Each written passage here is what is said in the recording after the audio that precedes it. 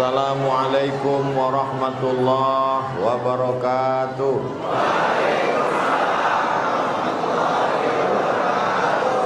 Alhamdulillah wassalatu wassalamu ala Rasulillah wa ala alihi wa sahbihi wa man tabi'ahu wa mawalah. Subhanaka la ilma lana illa ma 'allamtana innaka antal alimul hakim. Rabbi shrah li sadri wa yassir li amri wahlul 'uqdatam min lisani yafqahu qawli. Apakah Bapak Ibu merasa panas atau tidak? Entah saya aja yang merasa panas karena baju baru ini, Allahu a'lam. Tapi yang jelas sekarang ini kita sedang rebut-rebutan oksigen. Mudah-mudahan tak ada yang pingsan. Bapak Ibu yang dimuliakan Allah Subhanahu wa taala, tema kita pada malam hari ini adalah apa tema kita ini?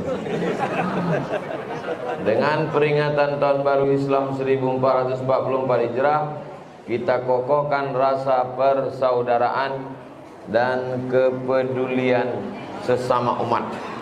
Yang pertama saudara, yang kedua peduli. Saudara itu diambil dari kata se dan udara. Se artinya satu, udara artinya perut. Jadi kalau saya katakan saudara-saudara, itu artinya saya adalah dengan Bapak Ibu seperut-seperut. Saudara-saudara, saparwi-saparwi. Kita ini berasal dari perut yang sama. Bapak, ibu, kaya, miskin, penguasa, rakyat jelata, semuanya berasal dari satu perut. Itulah dia perut Hawa, istri Adam alaihissalam. Yang tidak berasal dari keturunan Adam, tolong angkat tangan. Berarti dia keturunan monyet. Bapak Ibu yang dimuliakan Allah Subhanahu wa taala, kullukum min Adam. Semua kamu ini diciptakan dari Adam. Wa Adam min turab, dan Adam itu diciptakan dari tanah. Dari tanah, berjalan di atas tanah, berkeliling. Tak lama kita pun akan masuk ke lubang tanah dan akan dimakan cacing tanah. Ini prinsip persaudaraan, ini mesti kita pahami baik-baik. Kalau tidak nanti kita akan saling melecehkan antar suku. Kita disatukan oleh dua ikatan. Ikatan pertama yang menyatukan kita adalah la ilaha illallah Muhammadur Rasulullah. Ikatan yang kedua yang mengikat kita adalah Negara Kesatuan Republik Indonesia. Kita sekarang berada di bumi lancang kuning. Lancang kuning itu adalah buminya orang Riau. Orang Aceh pakai bahasa Aceh. Orang Banjar pakai bahasa Banjar. Ulama Aceh namanya Syekh Nuruddin Ar-Raniri, menulis kitab Siratal Mustaqim. Namanya diabadikan sebagai UIN, Universitas Islam Negeri Ar-Raniri. Menulis kitab pakai bahasa Melayu, padahal dia orang Aceh. Kitab itu disyarah oleh orang Banjar. Nama Syekh Muhammad Arsyad Al-Banjari, mufti kerajaan Banjar. Dua-duanya dari suku yang berbeda. Belajar sama-sama di Makkah, pulang ke Nusantara. Syekh Nuruddin Ar-Raniri orang Aceh menulis kitab pakai bahasa Melayu. Syekh Muhammad Arsyad Al-Banjari orang Banjar di Kalimantan menulis kitab dengan bahasa Melayu. Artinya kita di Nusantara ini disatukan oleh bahasa orang Melayu. Ustaz Somad ini sebetulnya orang apa? Kok macam mirip-mirip orang Eropa gitu. Tak kalian tengok baju yang saya pakai. Ini baju adalah IKP. Apa kepanjangan IKP? Ikatan Keluarga Pasaman. Dan berita beberapa hari ini kita tonton Berita yang menghebohkan Santero ini, kesalahannya itu adalah satu. Apa itu? Jangan bunuh orang Batak. Karena orang Batak, dia kalau dibunuh mengamuk, buka tutup ini, katanya. Akhirnya tak ada yang bisa menghalangi. Mau jenderal bintang 4 sampai bintang 7 sakit kepala. Akhirnya dibuka, diotopsi, terbongkar semua.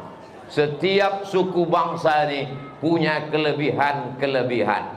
Tapi katanya Ustaz Somad Melayu. Oh jelas, Datuk Sri Ulama Setia Negara, orang Melayu. Jadi sebetulnya Ustaz apa? Darah saya ini bermacam-macam. Kalau mau tahu betul, nanti kita tes darah. Tes darah saya ditusuk ujungnya, lalu diletakkan ke kaca, diperiksalah oleh dokter. Ketika itu dokter pun menuliskan, Ustadz Somad, darah Ustadz inilah adalah darah yang paling mahal. Apa golongan darah saya, Pak Dokter? Golongan darah Ustadz adalah golongan darah AB. Itulah yang paling mahal Pak Ustadz. Saya pun bangga. Dan kalau kecelakaan, inilah yang paling payah dicari dan banyak mati. Bapak Ibu yang dimuliakan Allah Subhanahu wa taala. Mau orang Melayu, mau orang Minangkabau, mau orang Batak, mau orang Sunda, mau orang Jawa, kita semua berasal dari satu, yaitu Nabi Adam. Sejak Nabi Adam sampai Adam Smith. Kalau memang satu Nabi Adam, kenapa warna kulit bentuknya rupa macam-macam Pak Ustadz? Nabi Adam punya anak sampai ke Nabi Nuh. Di zaman Nabi Nuh terjadi banjir bandang. Lalu tinggal 3 anak Nabi Nuh, Sam, Ham, Yafes. Yafes kulitnya putih, Ham kulitnya sangat hitam, Sam kulitnya coklat. Nah, jadi kalau ada di sini agak putih, itu keturunan Yafes. Kalau ada yang hitam, itu keturunan Ham. Kalau ada yang kuning, itu keturunan Sam. Cuman yang payah kita, banyak orang sekarang mukanya putih, tangannya hitam. Ini keturunan mana ini? Ini keturunan zebra ini Pak Ustaz. Itu tidak keturunan siapa-siapa. Itu adalah orang korban make up. Jangan kenalan dengan perempuan dengan foto, apalagi di Facebook dan Instagram. Kenapa? Karena sekarang banyak yang glowing karena filter. Kenapa waktu kami jumpa Ustaz Somad itu beda kalau dengan yang di masjid? Di masjid ini lampunya tidak begitu kuat, jadi wajah saya ini nampak hitam. Kalau pas jumpa asli banyak orang terkejut, ternyata lebih hitam. Bapak Ibu yang dimuliakan Allah Subhanahu wa taala. Kenapalah orang kita mesti minum jus bengkoang biar supaya putih? Minumlah jus bengkoang. Tidak mempan diminum, oleskan ke wajah. Tidak juga tumpahkan ke tempat tidur. Kenapalah kita tidak pede dengan warna kulit kita? Bule-bule, orang-orang barat membeli tiket pesawat ke Bali, pergi berjemur di pantai Kuta. Mereka berjemur itu biar supaya hitam. Kita belum berjemur udah hitam. Kenapa kita tidak syukuri nikmat Allah Subhanahu wa taala? Yang penting pede, percaya diri. Betul?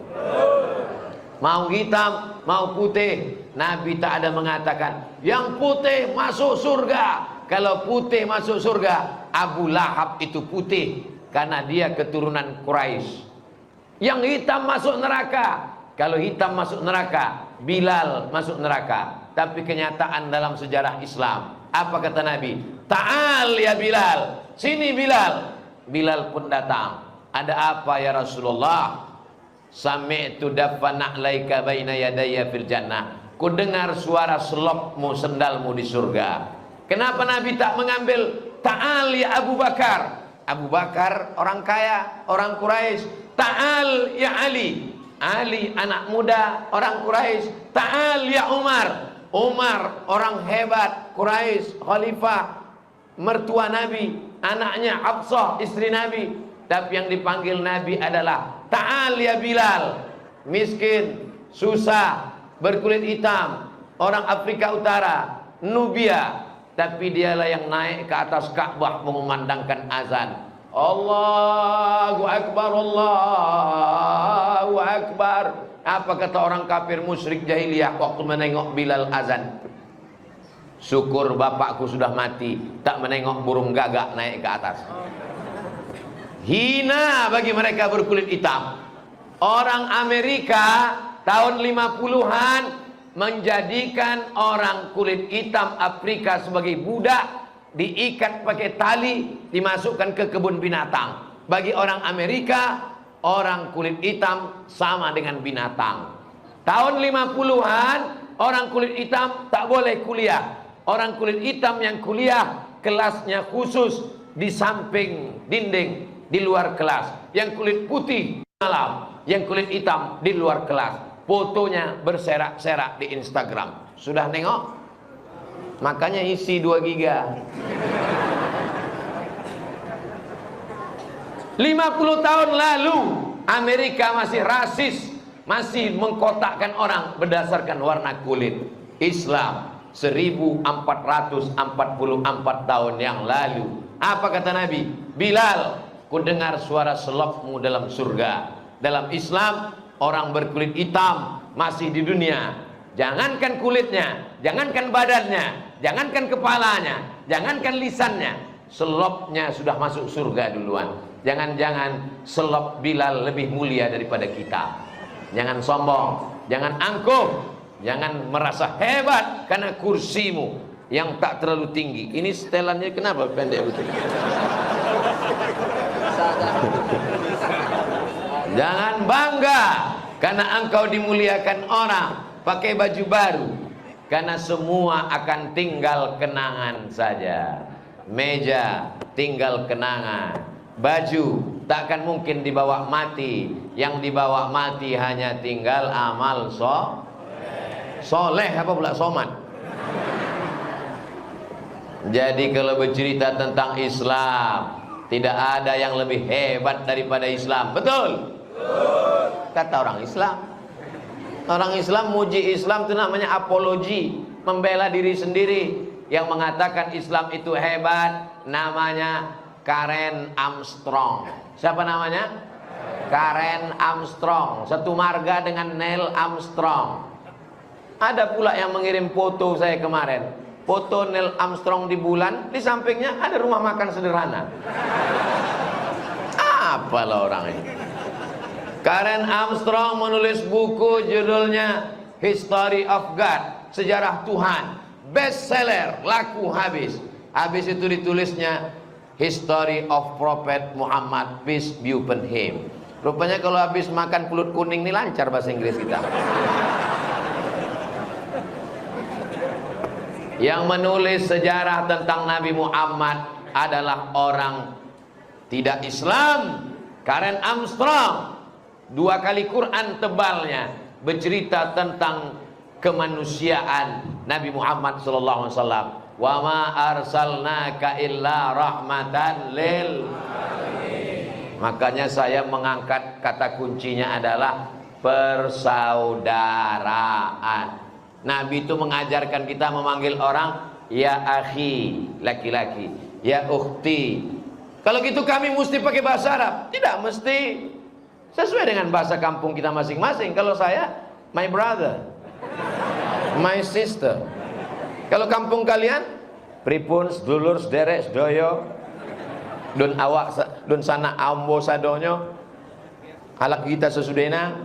Apapun bahasa yang kita pakai, itu hanya sampulnya saja. Substansinya bahwa kita bersaudara. Khalaqnakum min dzakarin wa unsa. Kami ciptakan kamu dari laki-laki dan jadi tak ada homo, lesbi, tidak menghasilkan apa-apa. Karena dalam Quran dikatakan dari laki-laki dan perempuan. Allah itu menciptakan Adam dan Hawa, bukan Adam dan Asep. Mohon maaf, Akang Asep, kumaha atuh dah maaf. Allah menciptakan laki-laki dan perempuan. Dari laki-laki dan perempuan, waja'alnakum syu'uban wa qabaila lalu dijadikan kamu bersuku-suku, berbangsa-bangsa. Inna akramakum indallahi atqakum. Yang paling mulia di sisi Allah bukan Minang, bukan Jawa, bukan Batak, bukan Bugis, bukan Sunda. Yang paling mulia adalah atqakum, yang paling takwa, paling takut kepada Allah Subhanahu wa ta'ala. Mudah-mudahan kita memandang orang berdasarkan persaudaraan. Tapi suku tak boleh dibuang. Makanya mereka tetap memakai apa namanya? Al-Ansari, orang Madinah. Al-Ausi, orang Aus. Al-Khazraji, orang Khazraj. Al-Qurashi, orang Quraisy. Jadi dengan berislam ini suku tidak kita buang, tapi kita menghormati orang lain. Lita'arafu, kamu disuruh saling mengenal. Jangankan bahasa Arab, jangankan bahasa Inggris yang di luar Indonesia, sesama kita pun di Pekanbaru ini saling mengenal. Kalau tidak nanti kita berkelahi. Betul? Betul, kenapa? Datanglah orang Batak ke rumah makan Minang. Bahasa Bataknya apa kabar tuh biado. Biado. Datang orang Minang, babi ndak ada nado kambiang. Inilah gara-gara tidak paham. Kalau dia paham, dia akan katakan, biado, I'm fine. Saya baik, karena kita bersaudara. Kalau kita satu agama, ikatan kita dua. Asyhadu an la ilaha illallah, asyhadu anna Muhammadar Rasulullah, Negara Kesatuan Republik Indonesia. Kalau kebetulan agama kita sama, ikatan kita dua. Kalau agama kita sama, kita tetap diikat dengan Negara Kesatuan Republik Indonesia. Andai tidak satu negara, tidak satu agama, bule-bule yang datang ke Riau, mau menengok hutan Riau, mau menengok kebun sawit di Riau, mau menengok minyak gas Riau, apakah orang Riau melihat bule-bule, kalau nampak bule dan Pak Le, pancung kepalanya? Seandainya orang Riau itu radikal, seandainya orang Riau itu teroris, seandainya orang Riau itu ekstremis, tidak akan lama perusahaan Chevron, kan baru belakangan berubah jadi Pertamina. Sebelumnya apa namanya? Sebelum Chevron itu apa namanya? Nampak betul tak pernah main ke Rumbai. Mainnya cuma di Panau sama Rimbo Panjang aja. Bapak Ibu yang dimuliakan Allah SWT, bule-bule datang sebelum Indonesia merdeka. Mereka sudah datang mengeksplorasi, membuat sumur minyak. Akhirnya kontraknya habis, dilanjutkan oleh perusahaan lokal Pertamina. Apa maknanya? Riau selalu welcome dengan siapapun. Jadi kalau ada orang mengatakan itu orang Riau radikal gara-gara ceramah Ustadz Abdul Somad, kalau bohong-bohong aja lah, tapi jangan bongak betul macam itu. Ada rupanya orang Riau ini jadi radikal gara-gara ceramah Abdul Somad. Ada orang Riau ini jadi membunuh turis gara-gara ceramah Abdul Somad. Ini orang Ustadz marah? Tidak marah. Memang kalau panas nih gini bawaannya memang. Di mana-mana saya ceramah air minum itu 1 botol. Ini dipasang orang ini 3 botol. Di mana-mana kalau saya ceramah itu biasanya mereknya dibuka, dibuang. Buang. Coba tengok rekaman-rekaman. Mereknya dibuang. Kenapa? Kita tak mau mengiklankan air minum orang, iklan gratis. Tapi ini memang sengaja dipasang. Minumlah air Syafaqallah. Kantor Jalan Soekarno-Hatta, Arengka 1 depan Indogrosir.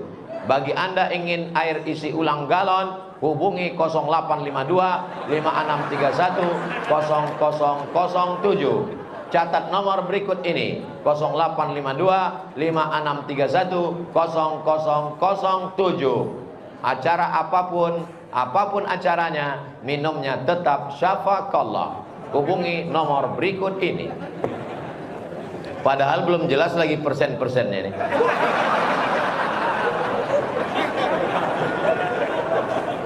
Kalau bersaudara, tolong lakukan jualannya.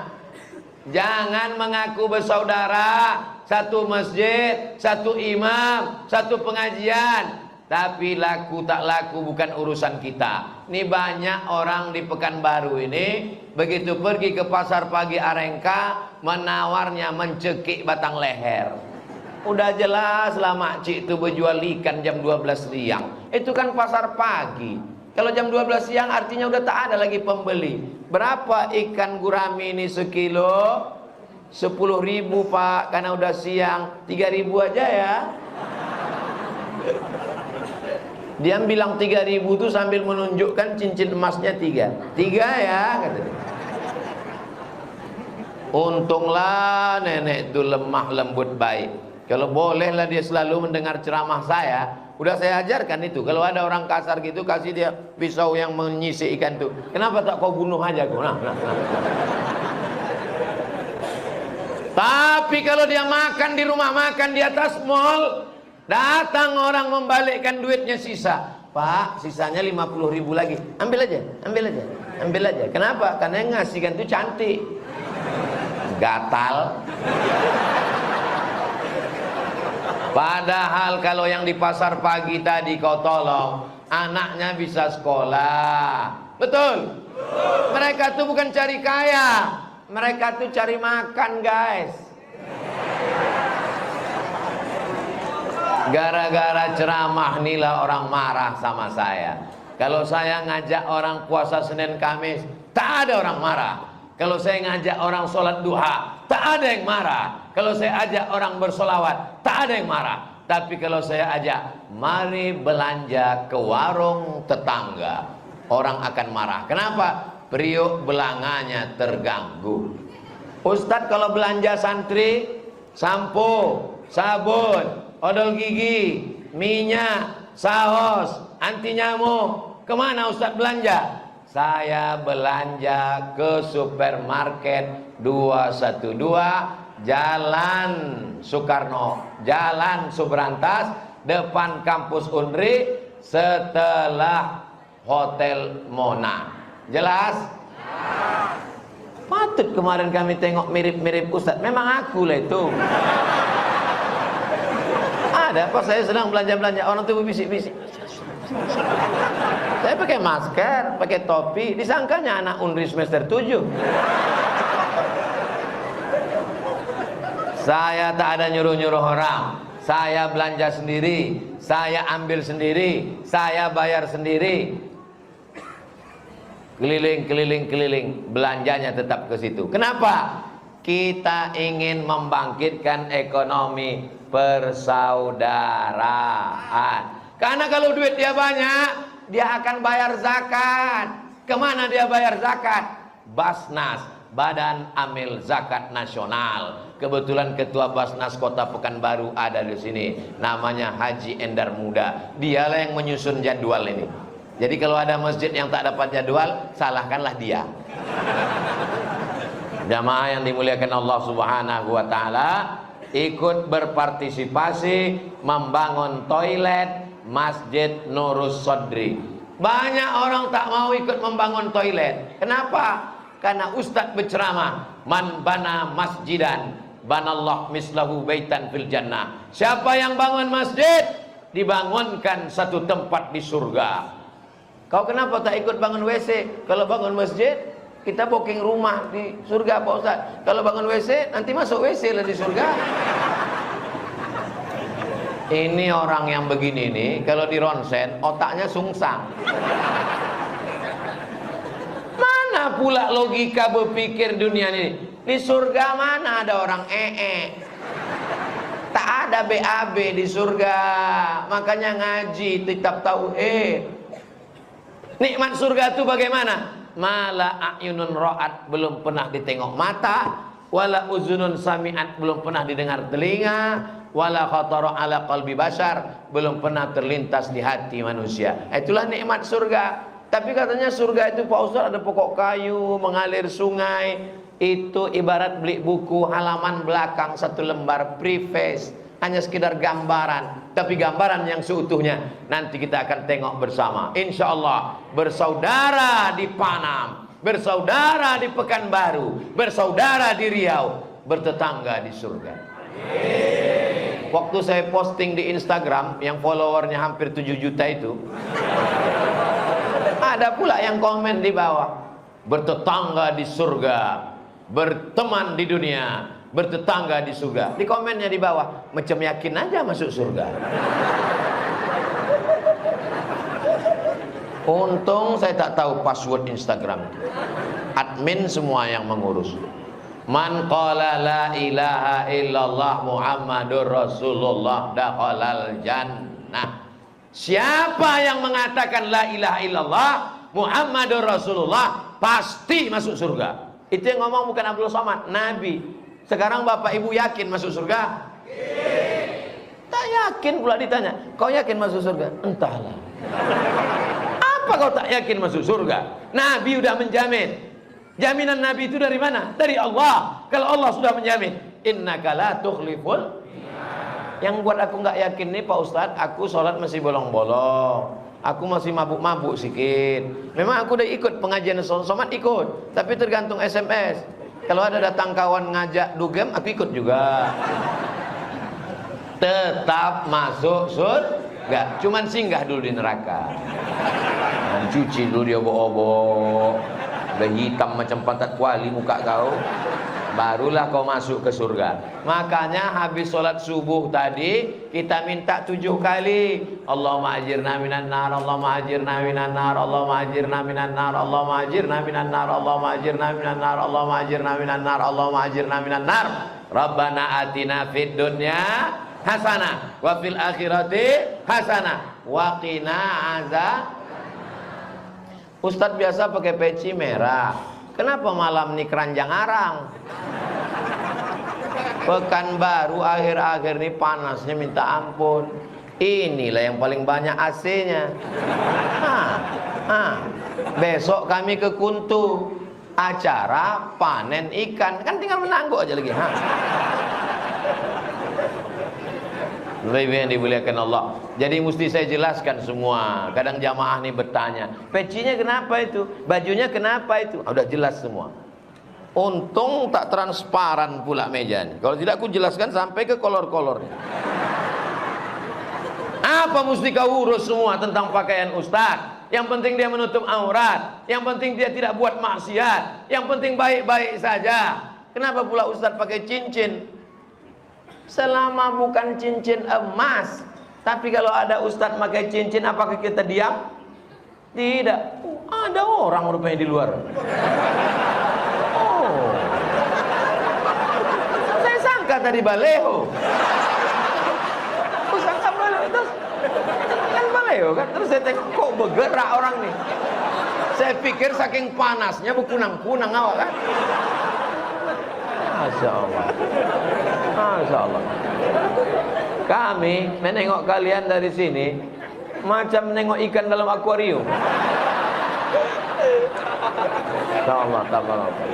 Dengar suara saya sampai keluar.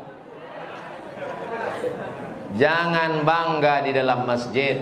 Dapat tempat di atas karpet, boleh jadi saudara kita di luar yang tegak berdiri itu lebih dulu masuk surga. Begitu cara menyenangkan hati orang yang tak dapat tempat duduk. Saudara yang dimuliakan Allah Subhanahu wa ta'ala. Apalah payahnya menyenangkan hati orang kan? Bukan perlu dibayar menyenangkan hati orang. Jumpa sama orang, apa kabar? Sehat, sehat Pak Ustadz. Badan sehat, sehat Pak Ustadz. Hati sehat, sehat Pak Ustadz. Pikiran sehat, sehat Pak Ustadz. Kantongnya tak ada kutanya kantong. Tanya itu pula yang disebutkannya. Masya Allah, tabarakallah. Kebersamaan kita ini, bak kata lagu, kemesraan ini janganlah cepat berlalu. Siapa yang jamin bahwa besok pagi kita masih bersama lagi? Ada yang bisa menjamin? Maka kita berniat, kalau besok kita dibangunkan Allah subuh, maka kita akan sholat subuh berjamaah. Amin. Terbangun, buka mata, tengok jam dinding. Alhamdulillahilladzi ahyana ba'dama amatana wa ilaihin. Terbangun mata, tengok TV masih hidup. Rupanya niat mau nonton TV, akhirnya ditonton TV. Terbangun, tangan megang handphone, remote. Rupanya niat mau menelpon, mau meriksa handphone. Rupanya kita duluan tidur. Bangun nanti malam pegang ujung kain, masih ada jahitannya. Alhamdulillah. Sampai masanya nanti kita terbangun gelap, dipegang ujung kain tak berjahit. Saat itu tak lama terdengar suara marabbuka. Waktu itu ada gunanya duit di bank? Ada gunanya anak bini? Yang dulu kata ibu tuh, kaulah bulan, kaulah bintang, siang malam jadi kenangan, terbayang-bayang, makan tak kenyang, tidur tak lelap. Sampai masanya kita akan menghadap Allah. Tapi ada saudara-saudaraku yang senantiasa mendoakan. Apa kata dia? Allahumma ighfir lahu warhamhu wa'afihi wa'fu anhu waj'alil jannata maswahu. Allahumma ja'al qabrahu raudatan min riyadil jinan. Kalau kira-kira Ustaz Abdul Somad ini mati, mau kalian mendoakan? Banyak yang tak mau dari bunyinya. Saudaraku yang dimuliakan Allah Subhanahu wa taala. Apa tanda bersaudara? Ini masih saudara yang kita bahas. Peduli ini nanti. Peduli lindungi. Apa tanda kita bersaudara? Tanda kita bersaudara adalah mau tahu dia makan apa tak makan. Tetangga kita ke depan 40 rumah, ke belakang 40 rumah, ke kanan 40 rumah, ke kiri 40 rumah. Rupanya sekarang baru mengalami kemajuan. Kalau zaman dulu depan, belakang, kanan, kiri. Sekarang ke atas 40 rumah, ke bawah 40 rumah. Tinggalnya di mana? Kondominium. Rumah sarang burung merpati. Tinggal di tengah. Naik turun naik lift. Saya kalau udah naik kondominium yang 100 lantai, bingung saya, cemana membawa jenazah orang? Apa dicampakkan ke bawah? Saudara yang dimuliakan Allah Subhanahu wa taala. Apakah kita pernah mau tahu dengan tetangga kita? Oh, tahu kata dia. Sekarang orang tak mau tahu. Zaman dulu kalau ada tetangga tak makan, bisa didengar suaranya, lapar, lapar. Sekarang tidak terdengar karena dindingnya 2 lapis. Kita mau minta tolong ke rumahnya, assalamualaikum, assalamualaikum, anjing herdernya sudah siap. Mengaku umat Islam, mengaku bersaudara, la yabitu sab'anan. Orang beriman itu tak bisa tidur lelap. Wajaruhu ila jambihi ja'i'un. Kalau perutnya dalam kelaparan, tak sanggup dia tidur lelap kalau perutnya dalam keadaan lapar. Jadi kita mesti pandai-pandai merasakan perasaan orang lain. Betul? Tadi saya ceramah jam 8:30. Sekarang sudah jam 9:15. Sudah 45 menit. Saya aja yang di atas ini, yang anginnya lebih kencang, lebih dekat dari kipas, hampir-hampir terangkat topinya. Bagaimana dengan saudaraku yang duduk dari maghrib tadi? Betul? Itu jadi saya mesti pandai merasakan. Artinya ceramah ini tak boleh lama-lama. Saudara yang dimuliakan Allah Subhanahu wa taala, banyak orang sekarang pintar merasa. Banyak orang sekarang merasa pintar. Tapi Islam mengajarkan kita, la yu'minu ahadukum, kau belum beriman. Sampai kapan? Hatta yuhibba li akhihi, sampai kau sayang kepada saudaramu ma yuhibbu li nafsihi, sama seperti sayang pada diri sendiri. Pergilah kami ke daerah Tenayan Raya, di tempat orang membuat batu bata. Banyak saudara kita yang untuk cari makan susah, berjemur di panas terik. Itulah asal muasal kami membuat program mengumpulkan beras. Pergi ke pinggir tepi Sungai Siak, rumah kayu. Datang angin berembus, bergoyang-goyang kayu itu dari tiang. Belum dipegang ini, bersin aja kita jatuh kayu. Di situ tempat tidur, di situ memasak, di situ berjualan, di situ ruang tamu. Masuk Ustaz, masuk Ustaz. Kami pun di depan aja. Kami tanya, ini tanah siapa Pak? Ini adalah tanah numpang MDA punya Ustaz. Sebelum mereka bangun kami numpang di sini Pak Ustaz. Suaminya kerja di mana? Kerja buruh pikul di pelabuhan Sungai Duku Pak Ustaz. Kapal jelatik datang bawa beras, bawa sayur. Itulah kerja suami. Sudah tua pula.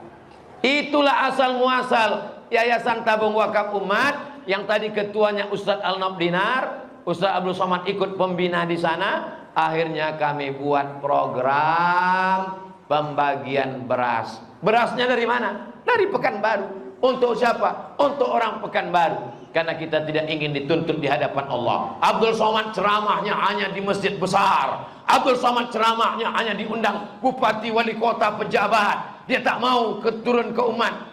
Besok habis sholat subuh, habis tablik akbar, habis pengajian di Harapan Raya, langsung khitan ceria.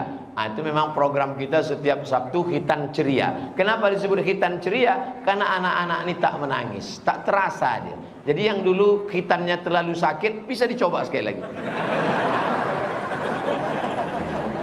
Daftarkan segera suami dan anak Anda.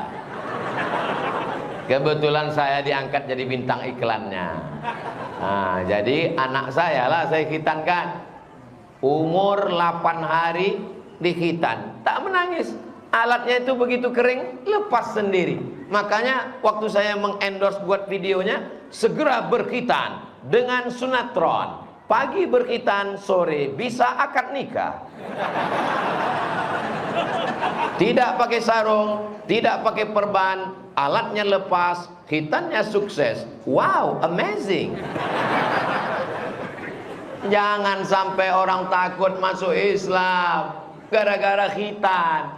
Masuk Islam itu mudah, tinggal sebutkan passwordnya. Asyhadu alla ilaha illallah wa asyhadu anna Muhammadan Rasulullah. Nanti khitannya gimana Pak? Khitannya pakai sunatron. Besok habis sholat subuh dengan Ustaz Somad, khitan ceria. Berikut ini yang akan kita khitan sebanyak 99 peserta. Pemotongan pertama oleh Ustaz Abdul Somad.